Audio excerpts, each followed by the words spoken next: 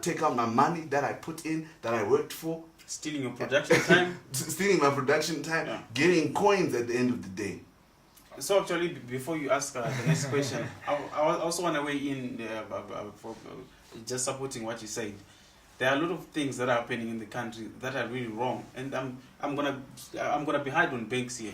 They have analysts, very good analysts, and they know what's happening. They need to sit down with the government and try and guide the government, because what they're doing is wrong. I'm gonna speak about the $9.57 billion dollars in terms of deposits, and then the 65% that's coming from demand deposits. Just people are depositing for the sake of using the money. And then here is a good example of what's happening in the black market. Someone takes $100, checks the black market and sells it through RTGS.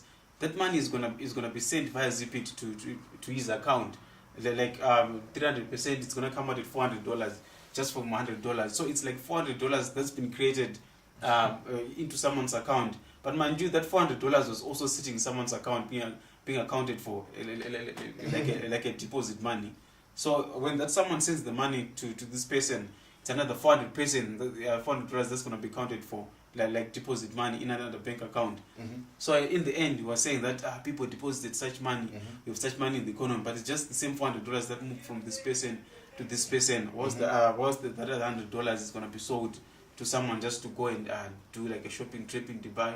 So I don't know. We're basing a lot of things on false narratives here as an economy, and banks don't have, are not guts enough to just stand up to the government and say, guys, why can't you go back to the basics? Because I would love a session like perhaps we can try explain these things in very simplistic terms using such kinds of transactions, because that's where the whole things are actually going wrong. For example, we can speak of you mentioned treasury bills. Government is paying 5 to 8% in terms of coupon rates per annum in treasury bills.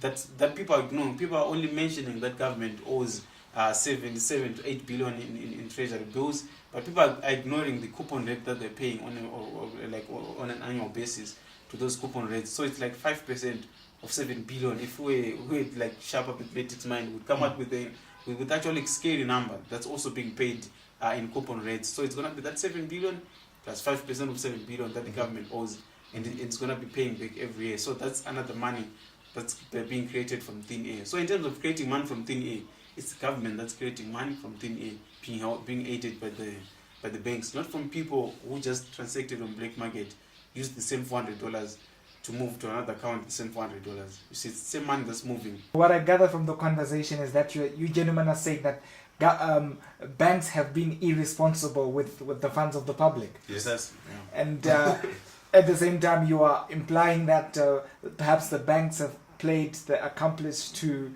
perhaps wrong policy by the government? Yeah, precisely. Okay. That being said, in a conversation with one of the top bankers locally, he did allude to the point that banks cannot help but aid the government, with the prevailing macroeconomic situation. His argument being, for them to actually remain in business as banks, they have to assist they have to assist the central bank as well as government, because they are perhaps the supporting structure that gets them back in business. So what do you say with such a quagmire? I think banks really need to clamp down and be very serious in terms of holding the government to account to what their funds are being used for.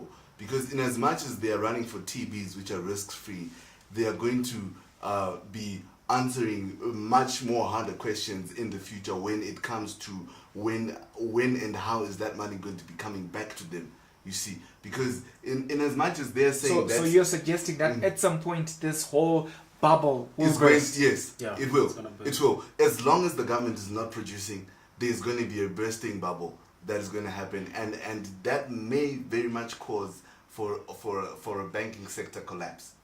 You see, why? Because these guys are not banking sector collapse. Yes, because these guys are not producing anything, and they're not getting as much as they should be getting. In as much as they want to be risk free, they are not getting as much profits as they should be getting if they're to refocus their attention onto the private sector, which is supposed to be very productive. Right now, Zimra is being owed about 4.5 billion by businesses. They can't pay the tax board. Why? Because these guys are not being productive enough. They don't have the funds to be productive.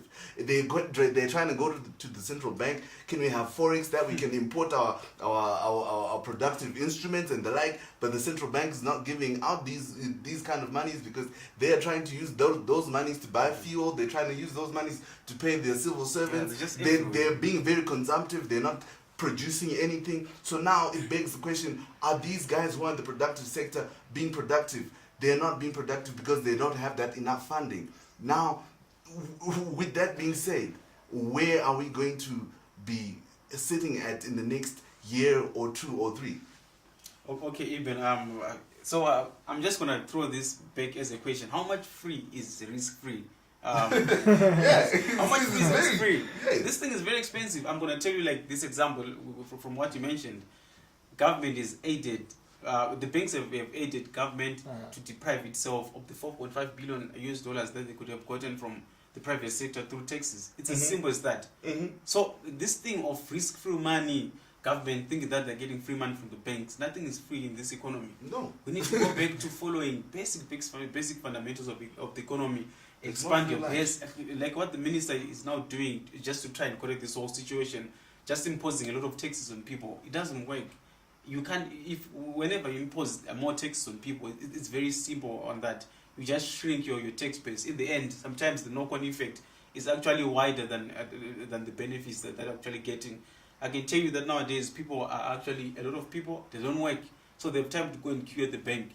Whenever someone gets paid, what explains the demand deposit at 65%. They just go queue at the bank, withdraw all the money into cash, and then start buying with the cash. What's going to happen with the 2% tax that Mthuli imposed?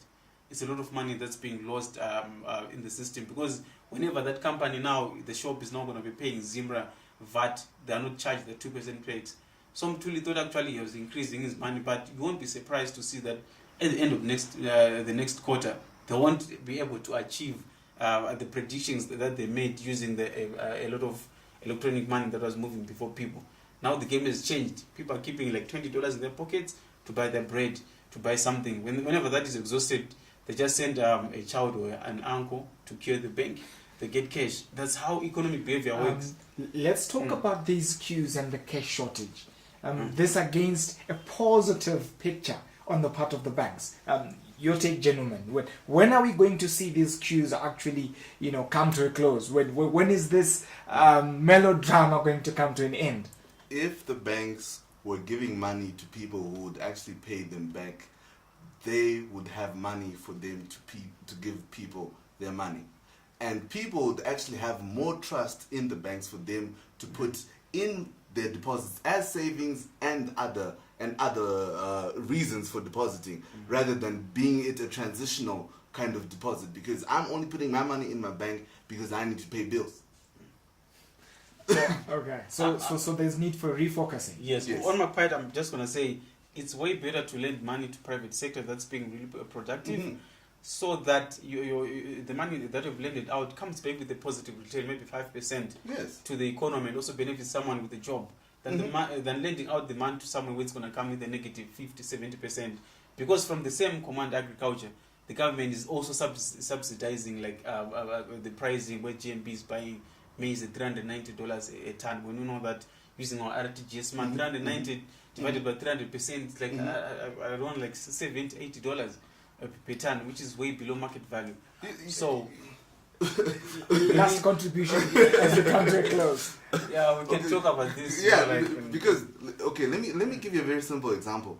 I think around about 2014, 2015, if the banks, or maybe the banks did fund a certain organization, company, Art had to put in a new plan for them to be able to process their paper a little bit better in terms of their Softex business and the like.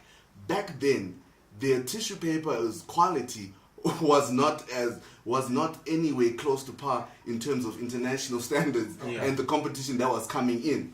Now, after that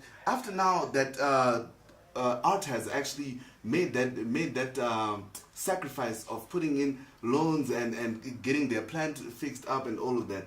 That business, that arm of their business is making far much more profits from what they do, because efficiency has happened, profitability has gone that's up, what I'm talking and about. because of such things, imagine if you had 20 companies that are actually being held to account. Because if banks are so much afraid of the private sector because they're thinking that they're too risky, why are they not using the credit risk register that is being created by the central bank? Because that thing is supposed to help them make sure that they're not lending to people that are not going to pay them back. Yeah. And in effect, they also need to make sure that those people that they're lending to are actually using those monies that they said they're using them for. Because if they don't, then begs the question, these people are too risky. You see? Interesting conversation here. Banks may need to consider a refocusing from the government to the private sector. Gentlemen, we've got to go. Thank you very much for your insightful contributions. Viewers, thank you for being with us, and good evening.